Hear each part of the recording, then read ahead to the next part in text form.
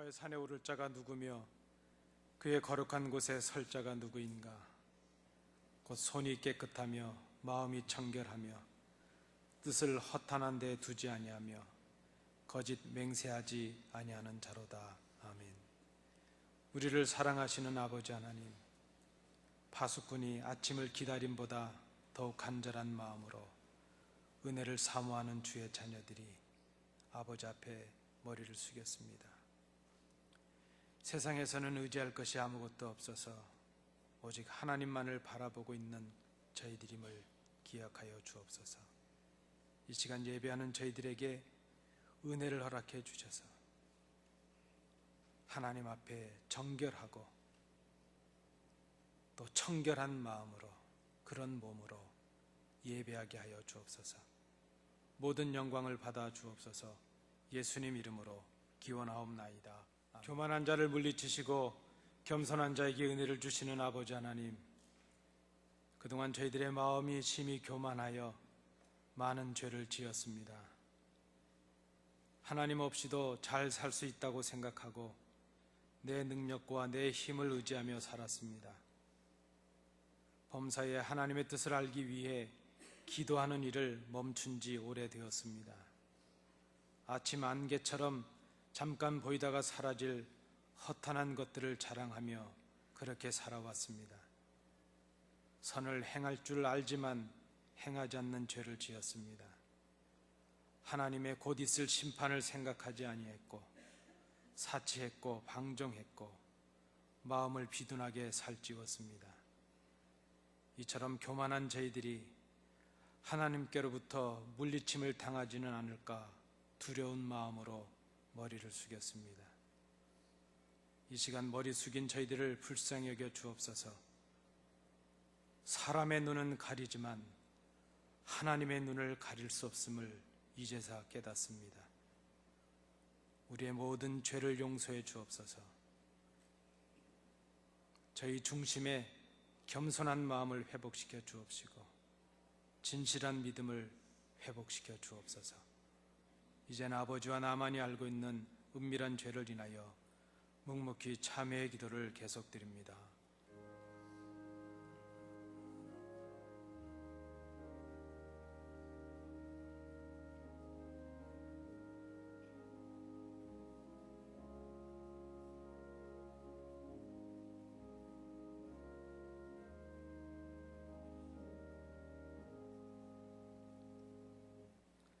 너희가 만일 여호와께 돌아오면 너희 형제들과 너희 자녀가 사로잡은 자에게서 자비를 입어 다시 이 땅으로 돌아오리라.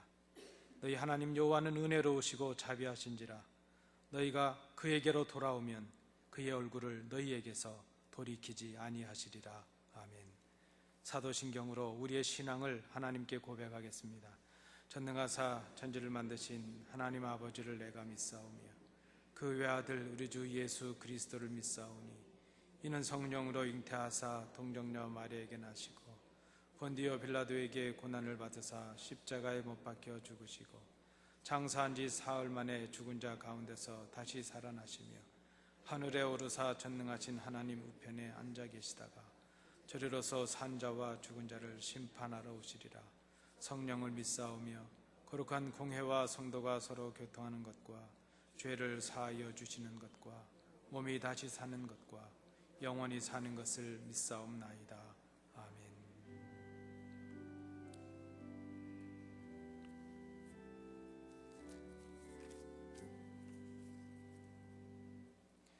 자리에 앉으셔서 교독문 30번 시편 67편 부분을 교독하시겠습니다.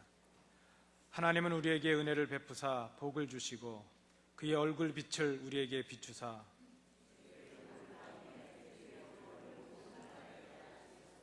하나님이여 민족들이 주를 찬송하게 하시며 온 백성은 기쁘고 즐겁게 노래할지니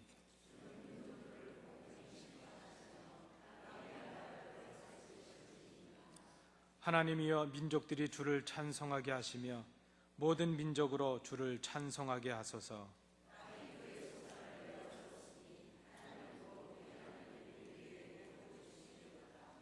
하나님이 우리에게 복을 주시리니. 아멘.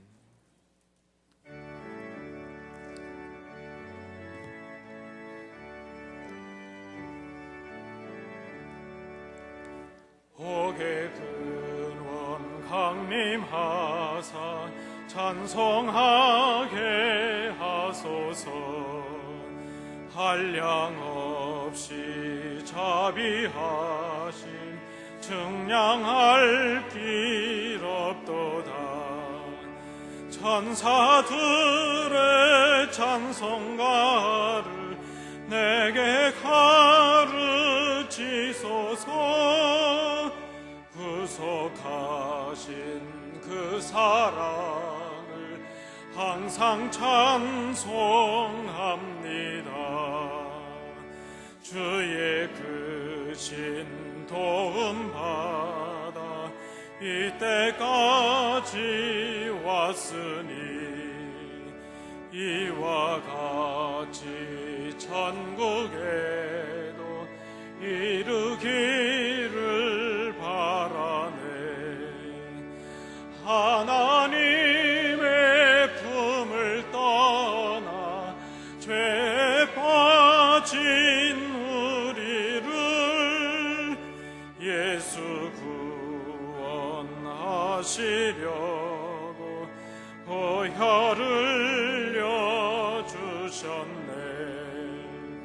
주의 귀한 은혜 받고 일생 빚진 자 되네.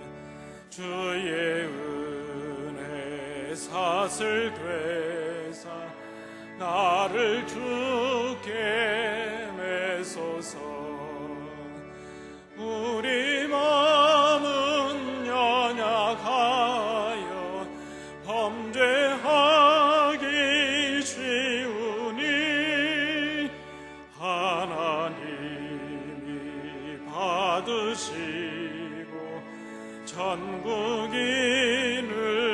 지소서.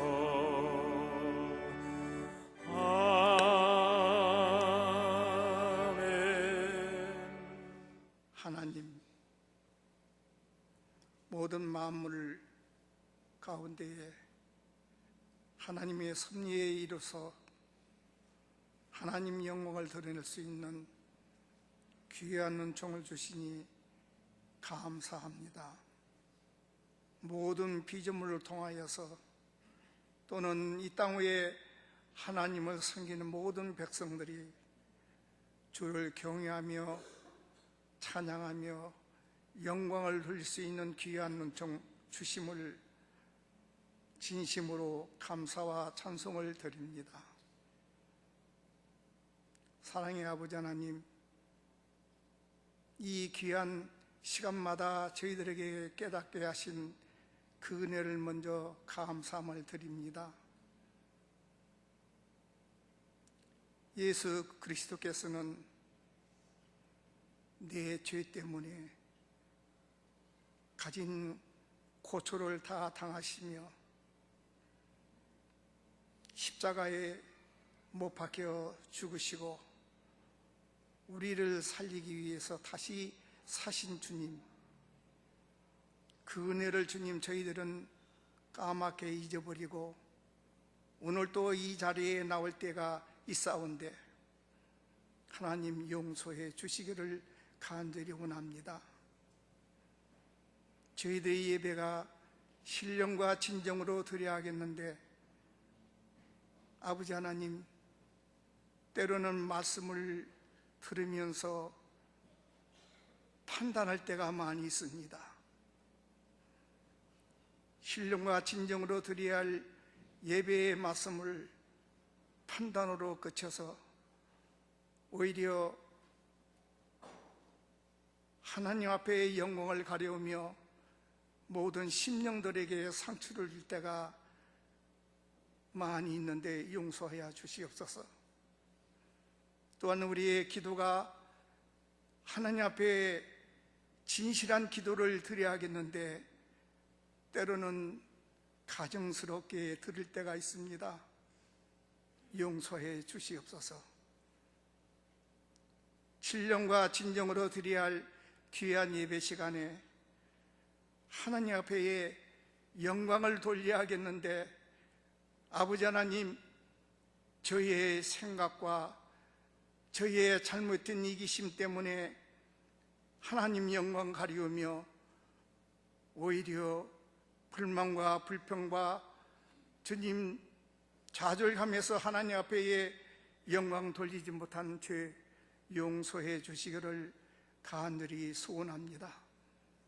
간절히 오나옵게는 예배를 드리고 난 뒤에는 저희 마음이 시원하고 기쁘고 감사한 마음이 일어날 수 있도록 저의 심령을 다스려 주시옵소서.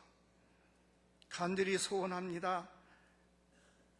복과 저주는 신명기 18장을 보면 분명하게 저희들에게 알려주고 있습니다. 주님 하나님 앞에 바르게 진실하게 주의 법도대로 하나님을 섬기면 하나님께 복을 주신다 하였고, 주님 그렇지 못할 때에 저주를 주님 저희가 받을 수밖에 없는 저희의 형편을 주님 기억하게 하시고 깨닫게 해주시고 또한 회개할 수 있도록 인도해 주시옵소서. 이스라엘 민족은 스기랴 선지자가 율법을 가지고 낭독할 때만 하나님의 앞에 회개하면서 통곡하고 주님 앞에 온 정신을 다 들여서 회개한 심령을 주님 깨닫게 됩니다. 아버지 하나님, 저의 생활이 주님 주 앞에 너무도 죄진 가운데에서 마비 상태 가운데 있어서 하나님의 은혜를 은혜로 여기지 못하고 하나님의 말씀을 말씀으로 여기지 못하고 감사한 마음도 없고 저희가 날마다 참으로 몸된 교회를 바르게 섬기지 못하며 주의 영광을 돌리지 못한 것을 용서해 주시옵소서. 이 시간에도 간절히 소원합니다. 저희들의 예배가 하나님 앞에 영광을 돌릴 뿐만 아니라 하나님께서 주시는 귀한 축복을 가지고 저희가 살아가는 저희 생애가 될 수 있도록 하나님 축복해 주시기를 간절히 소원합니다. 아버지 하나님, 이 시간도 저희 안덕교를 기억하여 주시고 은혜 베풀어 주시옵소서.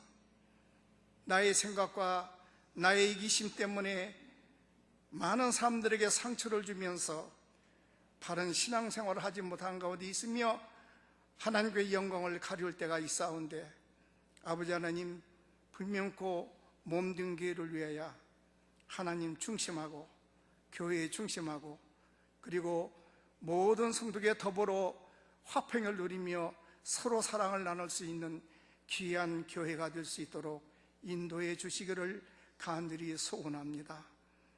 아버지 하나님, 저희 안디옥교회는 이제 날로 날로 하나님 앞에 영광을 돌릴지언정 영광 가려운 일이 없도록 하여 주시고, 또한 모든 심령들이 이 교회에 나와서 기쁨과 감사가 넘치는 귀한 생활이 있도록 하나님 축복해 주시옵소서. 저희의 말씀 가운데 늘 살게 하시고 사랑이 넘치는 귀한 안디옥교회가 되게 하여 주시고, 서로 용납하며 서로 사랑하며 서로 화해하며 또한 서로 아끼며 섬길 수 있는 귀한 심령들이 되게 인도해 주시기를 간절히 소원합니다. 앞으로도 주님 하나님의 영광을 돌릴지언정 영광 가리우는 모든 저희의 생애가 되지 않도록 저희의 심령을 다스려 주시고 하나님의 귀한 말씀을 통하여서 저희들에게 새롭게 변화하는 귀한 역사가 일어나도록 인도해 주시기를 간절히 소원합니다. 아버지 하나님, 이 시간에도 간절히 원하는 것은 말씀을 증거할 목사님 위에 하나님 같이 하여 주시고 은혜 베풀어 주시사 말씀의 권위를 주시사 그 말씀이 내게 거울이 될 수 있도록 인도해 주시고, 또한 이 말씀을 통하여서 믿음 생활 가운데 하나님 영광 돌리며 축복받는 귀한 생활할 수 있도록 인도해 주시고, 특별히 주님 찬양을 드리는 찬양대 위에 은혜를 베풀어 주시고 그 심령의 하나님 기쁨과 감사가 넘치게 하여 주시고 하나님 앞에 상달되어서 그 영광을 돌리며 영광을 받으신 하나님께서 모든 심령들에게 차고 넘칠 수 있는 은혜를 베풀어 주시옵소서. 또한 병든 자, 또한 어려운 역경 당한 자, 그 심령들에게 위로해 주시고 능력 주시고 은혜 베풀어 주시오며, 또한 의지에서 말씀을 전하는 선교사들 위해 은혜를 베풀어 주시고 그 가정과 모든 목회 사역에 하나님 축복해 주시기를 간절히 소원합니다. 이 시간도 제 심령을 다스리는 하나님, 이 예배를 통하여서 기쁨이 있게 하여 주시옵소서. 감사가 있게 하여 주시옵소서. 그리고 서로 사랑을 나눌 수 있는 귀한 은총을 허락하여 주시기를 간절히 소원하며 예수님 걸어가신 이름 의지하고 기도하옵나이다. 함께 아멘. 봉독하시겠습니다. 누가복음 19장 1절부터 10절까지의 말씀입니다. 신약성경 127면입니다. 누가복음 19장 1절부터 10절까지의 말씀, 하나님 말씀을 봉독하시겠습니다. 예수께서 여리고로 들어가 지나가시더라.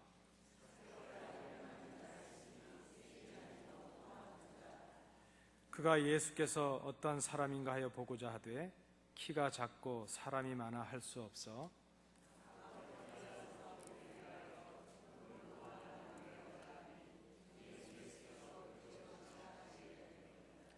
예수께서 그곳에 이르사 쳐다보시고 이르시되 삭개오야 속히 내려오라. 내가 오늘 네 집에 유하여야 하겠다 하시니 뭇 사람이 보고 수군거려 이르되 저가 죄인의 집에 유하러 들어갔도다 하더라.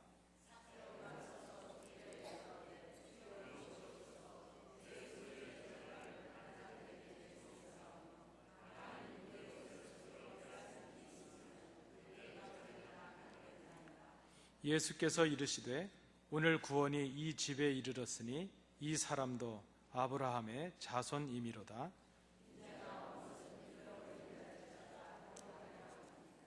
아멘.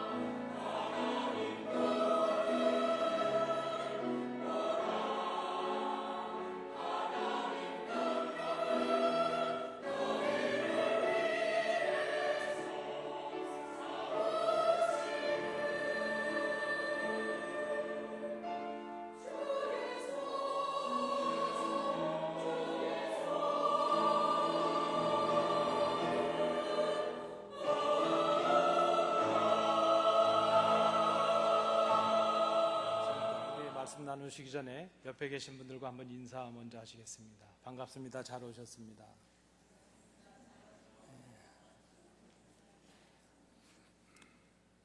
예루살렘으로 가시기 위해서 여리고를 통과하시던 주님께서 한 소경을 만나셨습니다. 우리가 한 2주 전에 말씀으로 나누셨죠. 디메오의 아들이라는 바디메오라는 사람이었습니다. 그리고 두 번째로 삭개오라는 사람을 오늘 만나고 계십니다. 우리는 다 나름대로 이름을 좋은 이름의 뜻을 가지시죠. 저의 원래 그 부모님이 생각하셨던 이름은 저희가 가운데 돌림자가 중자였거든요. 저는 무거울 중자를 썼는데 그래서 무거울 중자에 오래일 구자를 쓰셨습니다. 아마 무겁게 밑에 깔려서 오래 살으라 아마 그런 의미로 하지 않았을까. 근데 그 호적을 신고해야 될 곳이 꽤 멀리 있었는데 아버님은 이제 군 생활 때문에 강원도에 와 계셨고요. 그래서 친구분께 부탁을 했는데 이 친구분이 아버님 그 이름 부탁하신 이름자를 받고 깜빡하다가 한 잔 얼큰이 취하셔가지고 생각이 난 겁니다. 뭐라고 그랬는데 뭐라고 신고를 해야 될까. 그래서 그분이 임의대로 영배라고 해야 되겠다 이렇게 정하셨습니다. 그래서 이름자로 잘 쓰지 않는 고팔배를 원래는 북돋을배를 쓸 텐데 길게 살자는 뜻은 들은 것 같으니까 길영자에다가 고팔배를 쳐서 저를 영배라 지셨습니다. 그래서 저희 형님은 중자를 썼고 저희 동생도 중자를 썼는데 저만 돌림자가 아닌 영자를 썼죠. 나중에 호적에는 이제 그렇게 했었습니다. 나름대로 다 우리가 이름을 가지고 있는데 좋은 뜻을 쓰시죠.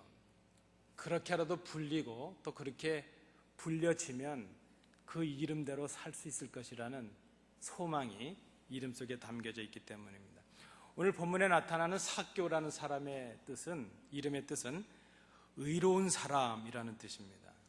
아마 그는 그 부모로부터 의롭게 살아야 된다 하는, 또 의로운 사람이 되기를 원하는 그런 기대를 가지고 이름이 지어졌을 것이라 생각됩니다. 그런데 이름과는 달리 그는 세리장이었고 전혀 의롭지 않은 삶을 살아온 사람이었습니다. 바로 주님께서 이 삭개오를 만나시기 전에 만나셨던 이 소경에 비교해 본다면 비록 소경이 멸시를 받고 천대를 받고 무시를 받는 사람이긴 했지만은 그러나 사람들로부터 연민은 받고 있는, 그래서 구걸이라도 해서 먹고 살아갈 수 있는 그런 사람이었다면 이 삭개오라는 사람은 많은 사람들에게 그 연민조차도 받지 못할 그렇게 죄인 취급을 당하고 또 미움을 받는 사람이었다 생각이 됩니다. 참으로 이 세리라는 직업에 대해서 유대 사회는 너무나도 냉혹했죠. 그는 세금을 거두는 사람이었는데 당시 세리들에게 주는 별명이 무엇인가 하면 합법적인 도둑놈이었습니다. 그는 많은 미움을 받았던 사람입니다. 왜냐하면 그 일 자체가 로마를 위한 일이기도 했고 또 그 법적으로 책정된 세금보다 더 많이 거두어서 그것을 남겨서 자기들의 재산을 축적하는데 세리들이 사용했기 때문입니다. 어떻게 보면 이 삭개오라는 사람은 그런 냉대와 소외와 그런 멸시를 받아가면서라도 그것과 재물을 바꾸어서 살아가던 사람, 그가 바로 삭개오였다 이렇게 말할 수 있습니다. 여러분, 오늘 우리 함께 읽으신 이 본문에 관해서 여러분 얼마나 익숙하십니까? 저도 이 본문은 참으로 익숙한 본문입니다. 주일학교 시절을 좀 떠올려 보면 이 삭개오의 이야기를 들을 때마다 여러분 뽕나무가 생각나시죠? 뽕나무 하면 삭개오가 생각나고 삭개오 하면 뽕나무, 그래서 그렇게 연관이 될 정도입니다. 저도 어릴 때 이 본문을 선생님들부터 배울 때마다 그런 생각을 스스로 해보았습니다. 삭개오가 나만큼 작았을까? 저 큰 친구들은 삭개오가 못될 텐데 막 그런 생각을 했죠. 여러분 뽕나무를 아시나요? 저는 저희 동네는 늘 천지에 뽕나무가 있었고 누에 잠사도 많았는데 그 뽕나무들 보죠. 그래서 고민에 빠졌습니다. 내가 보고 있는 뽕나무는 누가 매달릴 만큼 크질 않은데 도대체 어른인 삭개오가 어떻게 뽕나무에 올라갔을까? 그런 궁금증이 있기도 합니다. 별 생각을 다 해보았습니다. 그때마다 선생님들께서 이 본문을 통해서 들려주시던 결론은 이것이었죠. 그래서 우리도 삭개오처럼 착하게 살아가면 하나님께서 구원을 주신다. 그러니 나쁜 일 하지 말고 어려운 사람들 도와주고 착하게 살아야 된다. 그렇게 교훈을 늘 주셨습니다. 자, 이러한 의문이 좀 장성을 했는데도 풀리질 않습니다. 좀 커서는 본문을 좀 더 생각하고 깊이 있게 보게 되었습니다. 예수님께로부터 구원의 선물을 받기 위해서 삭개오가 얼마나 귀한 일을 했는가 하는 것을 생각합니다. 그는 예수님께서 지나가신다는 소문을 들었습니다. 예수님을 보기 위해서 세리장이라는 자기의 어떤 체면과 직책의 어떤 그 모습을 다 내던지고 뽕나무에 올라갔다는 것이죠. 사실 그것은 뽕나무가 아니었을 것이고 우리 새로운 번역에서는 돌무화과 나무 이렇게 바꾸고 있습니다. 주님께서 그를 보시고 말씀을 하셨습니다. 내가 오늘 너의 집에 머물러야 되겠다. 그 주님의 말씀을 듣게 될 때에 삭개오가 주님을 기꺼이 기쁨으로 자신의 집으로 영접을 했다는 것입니다. 그리고 얼마나 기뻤는지 내가 가지고 있는 재산의 절반을 딱 끊어서 가난한 자들에게 주겠습니다. 그리고 내가 누구의 것을 속여서 빼앗은 것이 있다면 4배로 그에게 갚겠습니다. 이렇게 말을 했다는 것이죠. 아마 삭개오가 자신이 결심하고 주님께 고백한 대로 실행을 했다면 아마 그는 가진 것을 다 허비했을 것이고 어쩌면 빚을 내서 그것을 탕감했을 수도 있다. 이렇게 생각이 들 정도입니다. 삭개오의 결단을 들으신 주님께서 이렇게 말씀하셨습니다. 오늘 구원이 이 집에 이르렀으니 이 사람도 아브라함의 자손이다. 그래서 이 말씀에 대한 결론을 그렇게 또 맺었죠. 나무에라도 올라갈 만큼 주님을 만나기 위해서 힘써야 될 것이다. 그러면 주님께로부터 좋은 것을 받을 수 있을 것이다. 주님을 내 마음에, 내 집에 기쁨으로 영접해야 될 것이다. 물질보다 주님을 더 귀히 여기고 그 물질을 선용해서 가난한 자들에게 나누어 줘야 되겠다. 그러면 주님께서 이 모든 나의 착한 행실을 보시고 구원을 허락하시지 않겠는가? 여러분, 오늘 우리가 함께 읽으신 본문을 이 정도로 해석하고 이 정도로 읽고 넘어가고 있다면 우리는 성경을 잘못 보고 있다는 것이죠. 우리가 이 본문을 읽으면서 어린 때나 혹은 장성에서나 여전히 벗어나지 못하고 있는 큰 함정이 있다는 것입니다. 그것은 무엇입니까? 삭개오가 구원을 받았다는 그 사건이 그의 선한 행위 때문이었는가 하는 것이죠.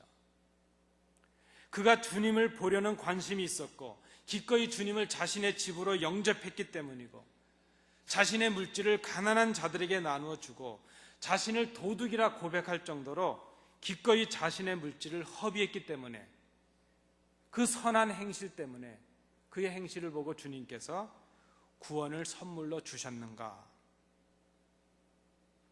삭개오의 구원받음이 그의 선한 행위의 결과인가? 여러분, 만약에 그렇다면 이 삭개오가 구원을 받기 위해서 주님께서 하신 일은 도대체 무엇입니까? 그러면 이 구원이 하나님의 은혜요, 하나님의 선물이라고 가르쳐온 사도 바울이나 성경의 모든 가르침들은 그것이 바른 것인가 하는 것이죠. 우리가 큰 함정에 빠지고 말았습니다. 오늘 이 함정에서 헤어나오지 못하는 신앙인들이 얼마나 많은지 모릅니다. 이 함정에서 벗어나지 못하는 교회들이 얼마나 많이 있는지 모릅니다. 내가 받고 있는 이 구원이 나의 착한 행위의 결과여야 될다, 이렇게 생각하는 사람들이 많다는 것입니다. 그래서 나는 구원받은 사람이고 내가 구원받은 것은 내가 지금까지 해왔던 내 이 선한 행동들 때문에 당연히 구원받은 것이다, 그렇게 생각을 하게 된다는 것입니다. 그러다 보니까 교회마저도 가진 자들을 우대하고 또 대접하는 그런 교회들이 되고 말았다는 것입니다. 제가 미국에 와서 그런 경험은 없었는데요, 한국에서 그런 경험이 있었습니다. 제가 속한 교회는 그 은행과 관계가 되어서 그저 일주일에 한 번 은행 직원들이 와서 헌금을 계산해서 가지고 갔습니다. 그리고 교회에 속한 교역자들과 그 직원들에게는 특별한 카드를 은행이 내주어서 많은 혜택을 보았습니다. 제가 한 번은 은행에 개인적인 용무를 보러 갔는데 굳이 그분들은 늘 그러거든요. 우리 교역자들이 오면 지점장실로 와서 차를 한잔하면서 업무는 직원들에게 맡기라는 겁니다. 근데 저는 그날 가서 제가 줄을 섰죠. 그리고 보니까 제가 그동안 얼마나 못된 짓을 하고 미움받을 짓을 했나는 걸 보게 되었습니다. 그저 복잡할 때는 10분, 15분 막 그 공과금 이런 거 내려고 업무를 보려고 기다리고 있는데 어떤 분들은 와서 줄도 안 서고 지점장에게 들어가면서 아무개 지점장 하고 들어가서 뭐 이렇게 있으면 직원들이 들어가서 서류 가져와서 다 해다가 주는 겁니다. 제가 이제 그런 혜택을 그동안 받았던 것이죠. 그래서 제가 한 번은 그 창구에 가서 여직원에게 이렇게 말했습니다. 왜 줄 서는 사람들 이 번호표 뽑게 해놓고 줄도 안 선 사람들 이렇게 해주는가 그랬더니 목사님, 제가 뭐라고 대답할 수는 없고 차장님이나 지점장님을 부르겠습니다 하고 직원들이 나왔습니다. 그리고 지점장이 저보고 하는 말이, 목사님, 우리는 봉사단체가 아니고 우리는 영리를 목적으로 하는 회사입니다. 당연히 귀한 고객들에게 우대하는 것은 당연한 일이죠. 그러면서 하는 말씀이, 교회도 그렇잖아요 목사님, 그러는 겁니다. 제가 깜짝 놀라서 교회가 언제 그렇습니까? 그랬더니 교회도 있는 사람 우대하고 헌금 많이 하면 대접하고 귀한 직분 주고 그러지 않습니까? 그래서 제가 이렇게 여쭙습니다. 지점장님 교회 다니시나요? 그래서 아니요 그러시더라고요. 교회 다녀보세요. 그런가? 제가 이렇게 말을 했던 적이 있었습니다. 여러분, 오늘 이 본문 앞에서 우리의 생각들을 한번 정직하게 정리해 보실 수 있기를 바랍니다. 교회와 믿음을 위해서 힘들여서 지나온 시간들, 그것이 나의 구원에 합당한 조건들이 되어야 된다, 그렇게 생각하십니까? 좀 더 구체적으로 말씀을 드린다면, 교회를 위해서 해온 많은 봉사, 많은 헌신, 많은 헌금이 내 구원을 보장해 주는 그런 조건이 되어야 된다, 이렇게 생각하고 계신가 하는 것이죠. 그래서 때로는 나의 봉사와 나의 헌금과 내 헌신이 보상을 받아야 되는 것이라 생각하기도 합니다. 이 땅에서도 보상을 받아야 되고 저 하늘나라에 가서도 보상을 받아야 되는 것이죠. 그리고 그 보상은 구원이라고 생각을 한다는 것입니다. 여러분, 간혹 그런 말들을 듣습니다. 내가 교회를 위해서 얼마나 많은 봉사를 했는데, 내가 교회를 위해서 얼마나 많은 헌금을 했는데. 여러분, 헌금은 잘 하고 계십니까? 저는 어떤 분들이 헌금을 하고 계신지는 잘 모릅니다. 그래서 제가 당회 요청을 드렸죠. 기도도 필요하고 목사도 알아야 되겠으니까 헌금하시는 분 명단은 좀 주십시오. 당회가 결정을 해서 이제 제가 헌금 명단을 받기로 했습니다. 교회 목사의 큰 책임 중에 하나는 성도들의 형편을 살피며 그들의 신령한 삶을 위해서 기도하는 것, 목사의 큰 책임이기 때문이죠. 여러분, 11조를 드리고 주일 헌금과 감사 헌금과 선교 헌금도 잘하고 계십니까? 또한 교회를 위해서 많은 봉사와 많은 섬김을 하고 계십니까? 그런데 한번 생각해 보시자는 겁니다. 그렇게 헌금을 드리고 봉사하고 그렇게 헌신을 하면 무엇인가 보상을 받아야 되는 것이다, 그렇게 생각하고 계신가 하는 것이죠. 아니면 혹은 때로는 나는 이제 교회로부터 어떤 보상을 받지 않기로 생각했으니까 나는 더 이상 봉사하지 않아도 되고 헌신하지 않아도 되고 헌금을 안 해도 될 것이라 혹 이렇게 생각하시는 성도들도 계십니까? 근데 이러한 생각과 행동이 정말 믿음의 행동이고 우리가 믿고 있는 주님께서 가르쳐 주시는 교훈의 말씀일까 하는 것을 생각해 보자는 것입니다. 오늘 삭개오의 이 이야기를 기록하고 있는 누가, 적어도 누가는 착하게 살면 구원을 받는다는, 선한 일을 많이 하면 주님께서 구원을 보상으로 주신다는 그런 천박한 가르침을 주고 있는 것이 아니라는 것입니다. 구원이 우리의 봉사와 헌신과 헌금의 보상으로 주어진다는 것, 그것을 말하는 것이 아니라는 것입니다. 구원이 우리의 선한 행위의 결과나 보상이라는 것을 말하는 것이 아니라 오늘 본문을 통해 우리에게 주시는 이 주님의 말씀, 누가의 의도는 무엇인가 하면 삭개오라고 말하는 그 한 사람의 선한 행위, 그것을 강조하고 있는 것이 아니라 죄인으로 취급받았던 그 삭개오라는 사람을 부르시고 변화시키셔서 구원의 백성으로 삼으시는 주님의 모습, 주님의 능력을 조명하고 있다는 것입니다.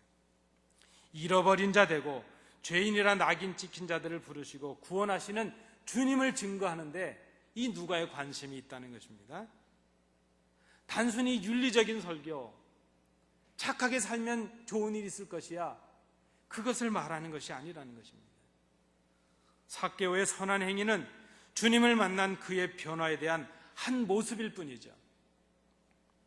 주님을 만나고 새로운 변화를 경험한 그의 삶의 한 변화의 형태가 가난한 자들에게 물질을 나누는 그 모습으로 비춰졌다는 것입니다. 오늘 본문을 우리가 좀 다른 각도에서 다시 한번 생각해 보겠습니다. 이 본문을 읽으면서 우리가 먼저 생각해야 될 것이 있다면 그것은 어떤 선한 일을 해야 구원을 받을 것이냐, 그것이 아니라 주님께서 구원하시고자 하신 사람이 누구였는가 하는 것을 살피는 것입니다. 우리가 선한 일을 해서 구원을 받고자 한다 할지라도 우리가 선한 사람이 아니기 때문에 우리의 행위의 조건의 만족을 가지고는, 충족을 가지고는 구원을 받을 수 있는 사람들이 전혀 아니라는 것입니다. 다만 우리가 이 본문을 통해서 먼저 생각하실 것은 주님께서 구원하시고자 하는 사람이 누구였는가 하는 것을 살피는 것이죠. 이 관심은 삭개오의 이야기를 마치면서 누가가 짧게 언급하고 있는 10절 말씀에서 밝혀지고 있습니다. 우리 10절을 함께 읽어보시겠습니다. 인자가 온 것은 잃어버린 자를 찾아 구원하려 함이니라. 삭개오는 잃어버림을 받은 자였다는 것이죠. 삭개오는 죄인이었고 죄인 취급을 받는 사람이었습니다.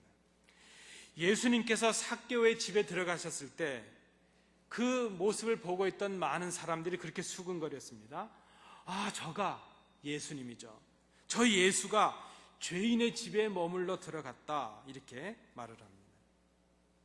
유대인들은 똑같은 나쁜 행위를 하는 바리새파 사람들이나 사두개파 사람들을 비난하진 않습니다. 그들은 의로운 사람들이라고 생각합니다. 그러나 이 세리를 향해서는 죄인이라고 정죄를 하고 있습니다. 그런데 주님 앞에서 보실 때, 주님이 보실 때는 세리들만 죄인인 것이 아닙니다. 주님이 보실 때 죄인이 아닌 사람들은 없습니다.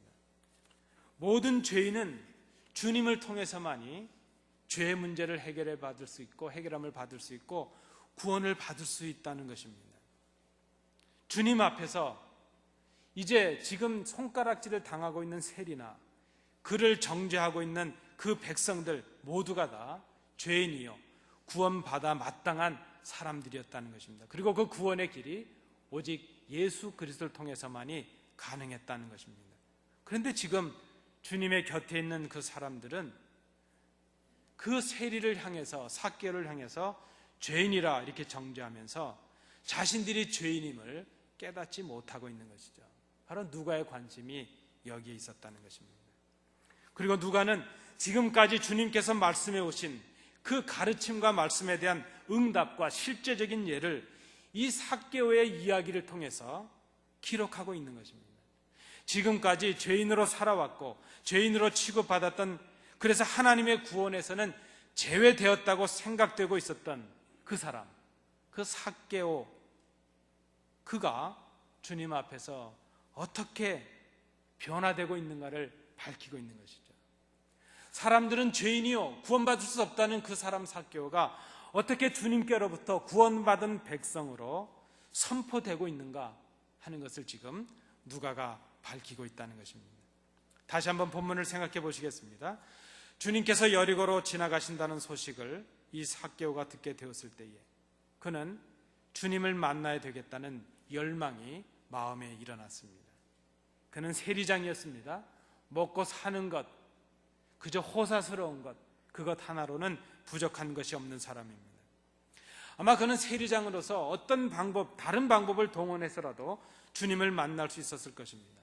그러나 그는 그런 방법을 동원하지 않았습니다. 그저 그가 택한 것은 키가 작아서 볼 수 없는 주님을 보기 위해서 나무 위로 올라갔습니다. 그러니까 그 나무가 뽕나무냐 무화과 나무냐 그것은 그렇게 중요한 것이 아닙니다. 아마 그가 동네 후미진 곳에 그저 잘 알아보지도 못할 곳에 숨어서 주님을 보았다 할지라도 주님께서는 주님을 만나기를 소망하고 있는 간절한 그의 마음을 보셨을 것입니다. 주님께서 백부장의 하인을 고치시기 위해서 가실 때에 이름도 알려지지 않은 한 여인이 주님께 뒤로 가만히 와서 주님의 옷자락을 만졌습니다. 사람들은 아무도 몰랐지만 그때 주님은 그 여인의 마음을 아셨고 그 여인이 당신의 옷자락을 만드시고 능력이 나간 것을 아셨다 성경이 기록합니다.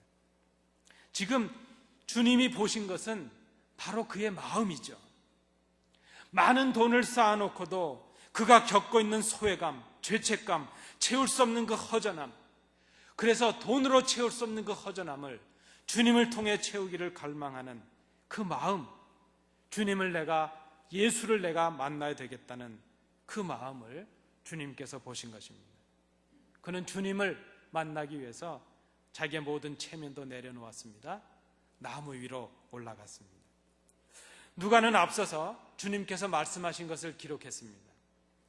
예수께서 그 어린아이들을 불러 가까이 하시고 이르시되 어린아이들이 내게 오는 것을 용납하고 금하지 말라. 하나님의 나라가 이런 자의 것이니라. 내가 진실로 너희에게 이르노니 누구든지 하나님의 나라를 이 어린아이와 같이 받들지 아니하는 자는 결단코 거기 들어가지 못하리라 하시니라.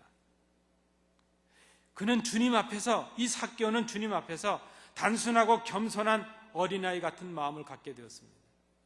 누가는 앞서서서 주님의 그 교훈의 말씀을 하고 어린아이같이 자신을 낮춘 그 삭개오의 모습을 구체적인 예로 들어서 지금 보여주고 있다는 것입니다.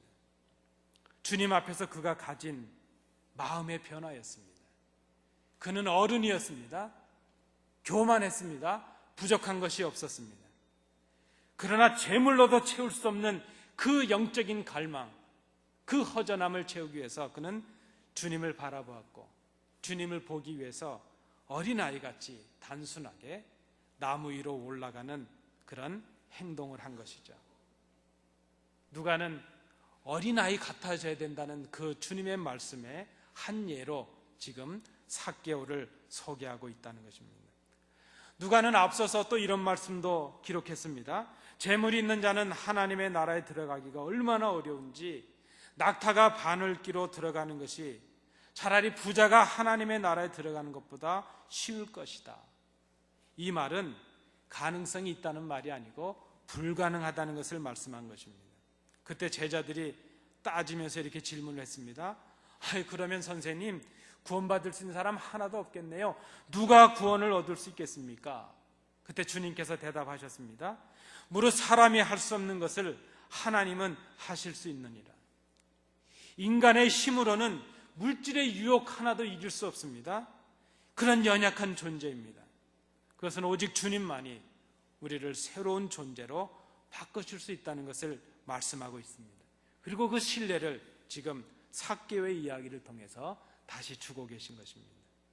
주님을 만나고 주님을 자신의 집에 모신 삭개오가 그 주님을 만난 감격과 기쁨을 주체할 수가 없습니다.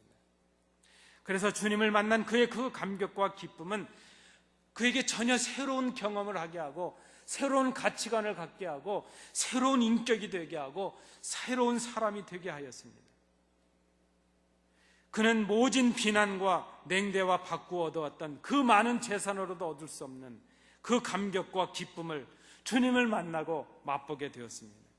그리고 자기가 지금 목숨처럼 여겨왔던 그 물질보다도 더 귀한 무엇을 발견하게 되었습니다.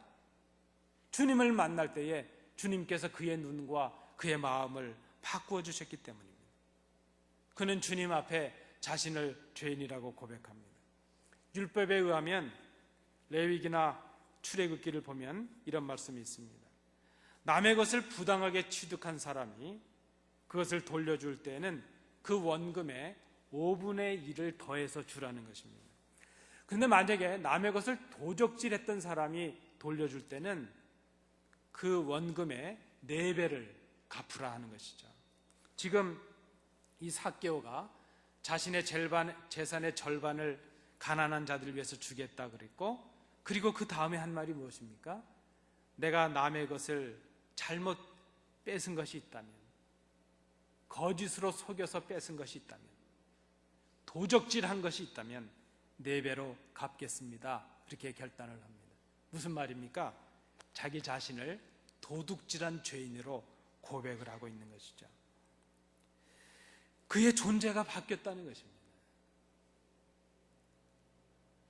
주님은 우리에게 오셔서 우리의 생각과 마음과 우리의 존재를 새롭게 하십니다. 구원은 우리의 선한 행위의 결과가 아니라 우리의 존재를 바꾸신 주님의 능력이 우리에게 임하는 것, 그것이 구원입니다. 구원이라고 하는 것은 내가 어떤 일을 했기 때문에 주시는 보상이 아니라 주님께서 오셔서 내 삶의 생각을 바꾸고 인격을 바꾸고 내 존재 자체를 바꾸신 삶의 새로운 사람이 되는 것, 그것이 바로 구원이라 하는 그 말씀입니다. 삭개오의 가치관이 바뀌었습니다. 그가 중요하게 생각했던 것들이 바뀌었습니다. 삶의 목적이 바뀌었습니다. 누가가 지금 강조하고 있는 것이 이것입니다. 세리장 삭개오도 주님이 구원하셨다면, 너희가 구원받지 못한 죄인이라고 정죄한 이 세리장을 구원하신 주님이시라면, 바로 주님이 오신 그 목적이 여기 있다는 것입니다. 주님은 죄인을 부르러 오셨고 잃어버린 사람들을 구원하러 오셨다는 그 말씀을 지금 바로 하고 있습니다. 너희가 손가락질하던 그 소경이 주님 때문에 구원을 받았고, 너희가 죄인이라고 정죄하고 있는 이 세리장 삭개오가 주님께서 구원하셨다. 주님은 바로 죄인들, 잃어버린 자들을 구원하신다 하는 것이죠. 삭개오의 선한 행위에 강조점이 있는 것이 아니라는 것입니다. 재물을 팔아서 가난한 사람들에게 나눠주라, 이 말씀을 들은 부자가 근심하며 돌아섰습니다. 여러분 한번 잘 생각해 보실까요? 부자가 주님의 말씀대로 그 자신의 재산을 다 팔아서 가난한 자들에게 주지 못해서 구원을 받지 못한 것이겠습니까? 그는 처음부터 주님 앞에 올 때 잘못된 생각을 가지고 왔지요. 선생님, 나는 하나님이 명령하신 계명을 다 지켰습니다. 나는 선한 일들을 많이 했고 이 정도 되었다면 구원을 받아도 당연하지 않겠습니까? 그때 주님께서 하신 말씀이 무엇입니까? 내가 선한 일을 다해서 내 행위로 구원받는 것이 당연하다고 생각하느냐? 그러면 내가 가진 것을 다 팔아서 가난한 자들에게 한번 줄 수 있겠느냐? 그가 근심하며 돌아갑니다. 주님의 말씀의 의미가 무엇이겠습니까? 자신이 가진 물질 하나도 선용하지 못하는 그런 연약한 인간이 어떻게 주님 앞에서 하나님의 계명을 다 지킨 의인이라고 스스로 고백을 할 수 있겠는가, 이 말이죠. 주님은 의인을 부르러 오신 것이 아니라 죄인을 부르러 오셨다는 말씀을 바로 이 누가가 하고 있습니다. 그 부자는 주님을 보고 만났으면서도 자신이 죄인임을 깨닫지 못했습니다. 나는 의인이요, 이 정도 살았으면 당신이 나에게 구원을 주는 것, 하나님의 영생의 구원을 받는 것이 당연한 것이 아닙니까? 자신의 힘과 능력으로 의롭게 될 수 없는 연약한 인간임을 그가 깨닫지 못했다는 것입니다. 예수님의 말씀대로 그가 물질을 나누지 못한 것은 자신이 의인이라고 자거하는 그의 모습에 하나일 뿐에 불과했다는 것입니다. 그런데 삭개오는 가난한 자들에게 자신의 물질을 나누어 주는 것뿐만이 아니라 자신을 주님 앞에서 나는 도둑질한 도적입니다 이렇게 고백하고 4배로 갚겠다고 말씀하고 있습니다. 그가 물질을 나누는 선한 일을 했기에 그 보상으로 구원을 주시는 것이 아니라 그의 착한 행실 때문이 아니라 바로 이 삭개오에게 주신 이 구원의 말씀은 죄인들을 부르시고 그들을 의롭다 하시고 그들의 생각과 마음과 그의 삶을 바꾸시는 새로운 존재로 변화케 하시는 주님을 만난 그 변화의 한 부분에 불과했다는 것입니다. 여러분, 어찌 우리가 구원받은 것이 우리의 선한 행위 때문이라고 말할 수 있겠습니까? 우리가 억만금을 헌금한다 할지라도 그 많은 시간을 지금까지 들여서 봉사하고 헌신해 왔다 할지라도 어떻게 우리가 그 부자처럼 내가 이만한 일을 했고 이만한 경건이 있었고 이만한 헌신이 있었으니 나는 구원받는 것이 당연하지 않습니까? 어떻게 말할 수 있겠느냐 하는 것입니다. 주님 앞에서의 마음과 존재의 새로움이 없는 그런 헌금과 봉사가 어떤 의미가 있겠습니까? 여러분, 우리는 마음이 없는 말을 얼마나 많이 하고 살아가는지 모릅니다. 저도 그런 말 안 하려고 노력합니다. 오랜만에 친구를 만나면 우리가 밥 한 번 먹자 이런 말 안 하려고 그럽니다. 그러면 또 그렇게 친구가 말하면 이렇게 묻고 싶습니다. 언제 어디서 만날까 날짜를 정하자. 제가 성도님들 뵈면서 조심하는 말이 있습니다. 성도님 위해서 기도하고 있습니다. 제가 이 말을 지키려고 노력합니다. 그렇게 얘기해놓고 기도 안 하면 죄가 될 수 있기 때문이죠. 그래서 그런 말을 할 때 그 행동이 따라가려고 노력을 합니다. 여러분, 요즘 그런 말이 있던데요. 젊은 분들이 하는 말인데요. 영혼 없는 대답이라는 말이 있더라고요. 그저 마음 없이, 진심 없이 그저 말로 해버리는 그런 것들이죠. 가난한 자들에게 물질을 나누었다는 삭개오의 선한 행동이 그를 구원한 것이 아닙니다. 구원은 선행의 결과로 주어지는 보상이 아니기 때문입니다. 우리가 봉사하고 헌신하고 헌금하는 것은 우리의 존재를 바꾸시고 내 삶을 송두리째 바꾸시고 나로 하여금 의미 있는 삶을 살아가게 하신 주님의 구원에 대한 감격과 감사의 응답인 것을 우리가 기억해야 될 것입니다. 삭개오의 선한 행동 때문이 아니라 주님께서 그를 바꾸셨고 변화된 경험에 변화된 사람으로서의 나타난 증거의 삶의 그 중에 하나가 자기의 물질을 가난한 자들을 위해서 허비한 것, 바로 그것이었다는 것입니다. 그의 선한 행동은 그가 주님을 만난 사람이 되었고 새로운 사람이 되었다는 하나의 모습에 불과했다는 것입니다. 선한 행위가 아니라 존재를 바꾸신 주님의 능력 때문이었다는 것입니다. 여러분, 우리가 예수님을 믿고 구원받는다는 것은 약간의 행실이 변하는 것을 의미하는 것이 아닙니다. 우리가 전혀 새로운 피조물이 되는 것을 의미합니다. 그래서 행위가 아니라 존재의 문제라 말할 수 있습니다. 무엇을 해서가 아니라 어떤 사람으로 변화되었느냐, 그것이 중요하다는 것입니다. 그리고 그렇게 새로운 존재로 바꾸시는 분이 바로 주님이신 것을 누가가 말하고 있습니다. 불가능하다는 것입니다. 부자가 구원받는 것 불가능하고 죄인이 구원받는 것 불가능하다는 것입니다. 그런데 그 불가능을 가능으로 바꾸시기 위해서 주님께서 우리 대신 십자가에서 죽으셨음을 누가가 지금 말하고 있습니다. 너희들을 위하여 십자가에 죽으셔서 너희를 구원하시기 위해서, 죄인들을 부르시기 위해서 주님께서 오셨다. 바로 그것을 지금 누가가 말씀하고 있습니다. 우리가 어린아이 같아져야 되겠고 죄인이요 잃어버려진 자들임을 고백해야 될 이유가 바로 여기에 있습니다. 구원이 내 선한 행위의 결과가 아니었기에 내가 지금 누리고 있는 구원은 하나님의 은혜임을 우리가 고백해야 될 것입니다. 죄로 죽었던 나를 부르시고 전혀 새로운 존재로 변화하게 하신 주님의 은혜였다는 것입니다. 우리의 행위가 아니라 존재의 문제입니다. 여러분, 그래서 이제 주님 다시 오실 때까지 우리의 헌신과 우리의 봉사와 우리의 헌금은 무엇을 받기 위한 것이 아니라 주신 은혜에 대한 감격과 감사의 응답이 되어야 될 것입니다. 날마다 우리의 죄인됨을 고백하고 주님만이 나에게 구원을 주시는, 주님만이 나를 새롭게 하시고 고치시는 그런 주인이신 것을 우리가 고백해야 될 것입니다. 이 아침 우리의 행위가 아니라 은혜로 부르셔서 우리를 새로운 존재 되게 하시는 주님을 생각해야 될 것입니다. 내 속에 주님의 새로운 백성이 되었음에도 불구하고 내 삶에 선한 행실이 없다면 둘 중에 하나일 것입니다. 아직 우리는 주님을 만나지 못했거나 아니면 주님을 만난 감격을 애써 감추고 하나님의 자녀된 삶을 살아가지 못하는 부끄러운 사람들 수 있을 것입니다.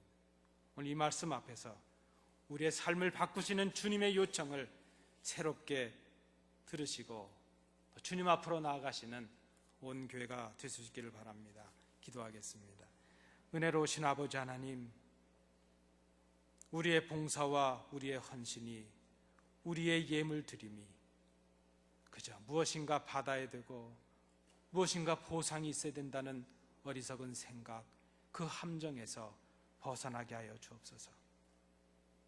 우리의 지금됨이 하나님의 은혜요, 여기까지 도우신, 여기까지 인도하신 하나님의 은혜였음을 생각합니다. 내가 무엇인가를 했다면 내가 한 것이 아니요 하게 하신 하나님의 은혜였음을 고백합니다. 주님 오실 때까지 날마다 죄인된 우리를 부르셔서 새로운 존재로 바꾸신 그 은혜에 감격하며 그 은혜로 인하여 주님을 기쁘시게 하는 삶을 살아가고 헌신과 봉사와 주를 위한 그 아름다운 행실로 하나님의 자녀됨을 부끄럽지 않게 하는 저희들이 될 수 있도록 인도해 주시옵소서. 은혜를 감사드리며 예수님 이름으로 기도하옵나이다. 아멘.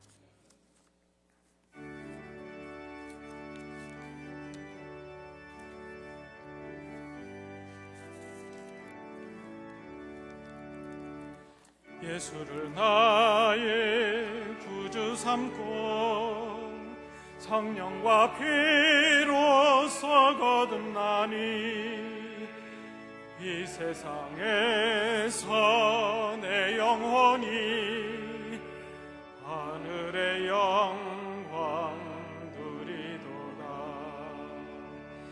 이것이 나의 간증이요, 이것이 나의 찬송일세. 나 사는 동안 끊임없이 구주를 찬송하리로다. 온전히 주께 맡긴 내 영, 사랑의 음성을 듣는 중에 천사들 왕래하는 것과 하늘의 영광 보리로다. 이것이 나의 간증이요, 이것이 나의 찬송일세. 나 사는 동안 끊임없이 구주를 찬송하리로다. 일어서 하셨습니다.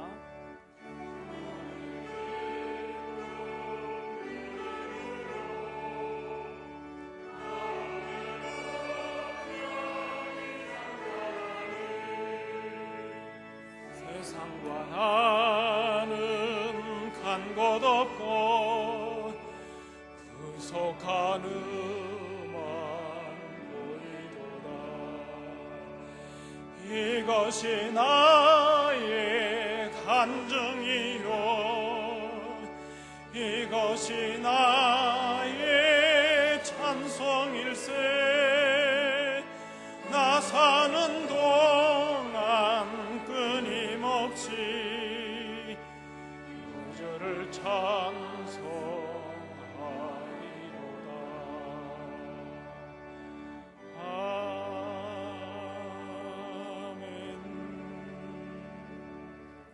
은혜가 풍성하신 아버지 하나님, 모든 것이 아버지의 은혜임을 생각합니다.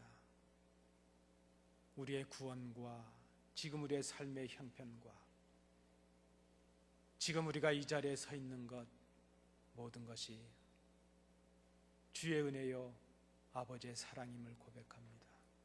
주신 은혜와 사랑에 감격한 저희들, 삭개오가 물질을 가난한 자들을 위해서 내놓았던 것처럼 이 물질을 아버지 앞에 드립니다.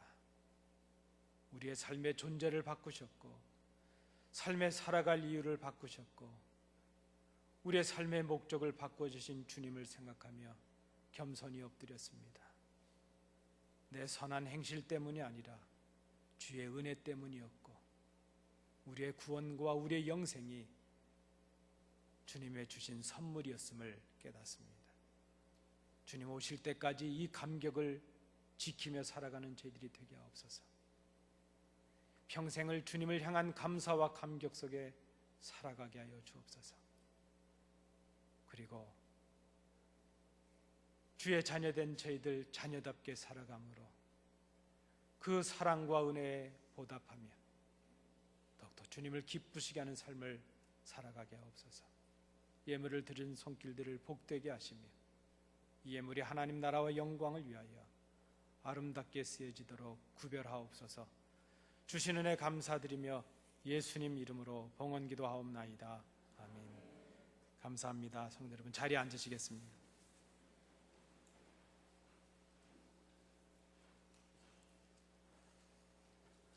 성도 여러분, 우리 좌우로 인사하실 때 이렇게 인사하시겠습니다. 주님의 은혜입니다. 이렇게 인사하시겠습니다.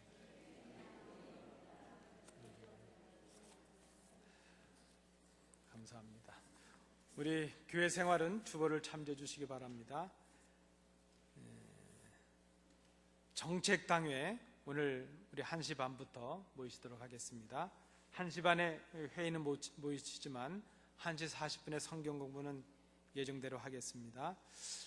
혹 정책당에 대해서 좀 궁금하신 분들이 있으신지 모르겠습니다. 우리가 평상시 하는 정기당회, 임시당회가 있고 우리가 정책당회라고 이름 붙이는 것은 이제 내년도 한 해를 준비하면서 교회 계획을 세우는 것이죠. 임직자들도 정하고 교회 조직도 바꾸고 이런 거 교회 정책적인 면을 이제 검토하는 것을 우리가 정책당회라고 합니다. 한 3번 정도 모여서 내년을 준비하려고 합니다. 우리 당회 또 우리 당회원들을 위해서 기도해 주실 수 있기를 간절히 바랍니다.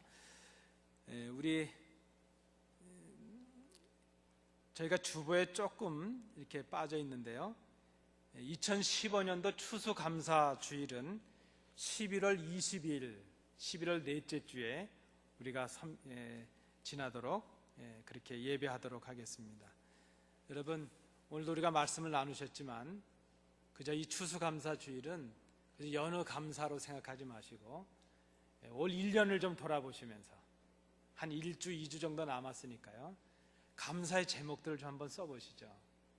하나님께서 우리를 어떻게 인도해 주셨는가 생각하시면서 하나님 앞에 정말 마음껏 감사하실 수 있는 우리 성도님들 되시기 바라고, 혹 감사하실 때 그 헌금 봉투에 감사의 제목들을 써주시는 분들이 계시면 우리 강대상에서 기도할 수 있어도 좋겠습니다. 우리 특별한 1년의 감사니까요. 마음에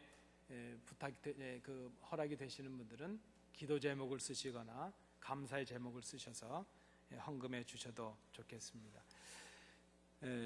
그 추수감사 주일에 맞춰서 우리가 섬기고 있는 미랄 선교회가 있는데요.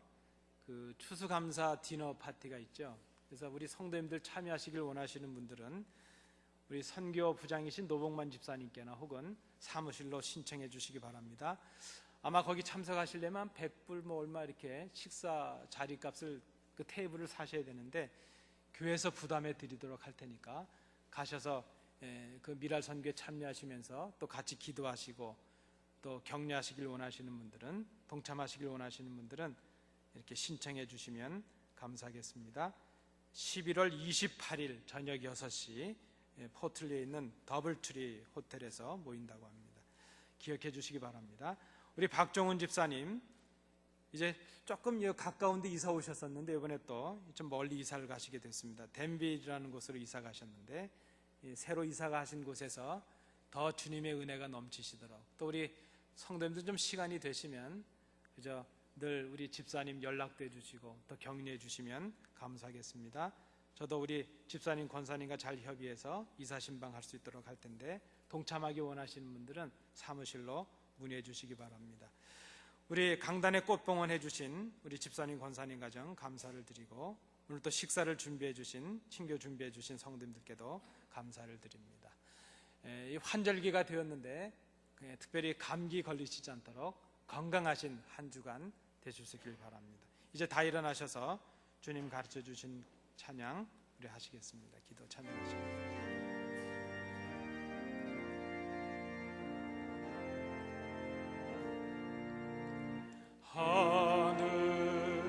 하늘에 계신 아버지, 이름 거룩하사 주님 나라 임하시고 뜻이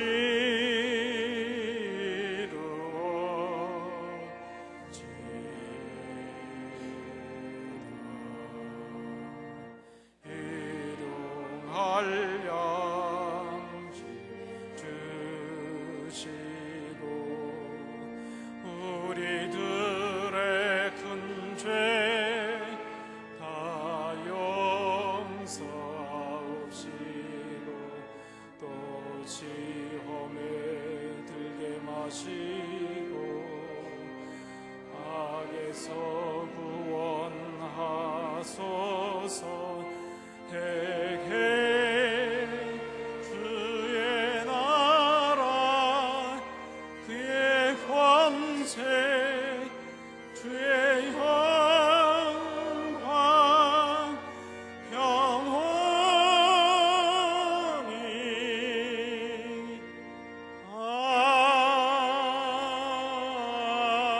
아멘.